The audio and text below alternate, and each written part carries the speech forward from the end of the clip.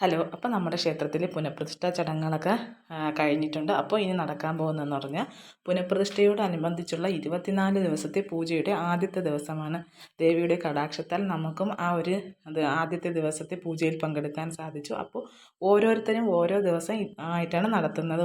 ഒരാളോ അല്ലെങ്കിൽ ഒരു കൂട്ടം ആൾക്കാരോ ചേർന്ന് നടത്താം. അപ്പോൾ അതിന് പറഞ്ഞേക്കുന്നതെന്ന് വെച്ചാൽ പൂജ കഴിഞ്ഞ് വരുന്നവർക്കെല്ലാം ആഹാരം കൊടുക്കണം. അതാണ് പറഞ്ഞിട്ടുള്ളത്. അന്നദാനം കൊടുക്കണമെന്നാണ് പറഞ്ഞിട്ടുള്ളത്. അപ്പം അന്നദാനം എന്നുണ്ട്. അപ്പം പൂജകളെല്ലാം കഴിഞ്ഞ് നമ്മളെല്ലാവരും ഭക്ഷണത്തിനായി കാത്തു നിൽക്കുകയാണ്.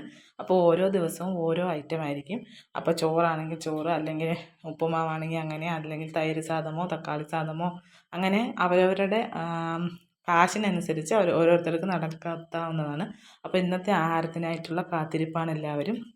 അപ്പോൾ ഇന്നുണ്ടായിരുന്നത് ചോറ്, സാമ്പാർ, പൊരിയൽ, ബോണ്ട, പപ്പടം, പായസം. അങ്ങനെ ആദ്യത്തെ ദിവസമായതുകൊണ്ട് നല്ല വിഭവസമൃദ്ധമായ ആഹാരമായിരുന്നു. കൂടെ രസവും തൈരും, നല്ല കട്ട തൈരും എല്ലാം ഉണ്ടായിരുന്നു. അപ്പം നമ്മൾ അതൊക്കെ കഴിച്ചു. പൂജയൊക്കെ കണ്ട് തൊഴുതിട്ടാണ് നമ്മളെ ക്ഷേത്രത്തിലേക്ക് പോയത്. അപ്പോൾ നമ്മളിനി നാളെ തിരിച്ചു പോവുകയാണ്.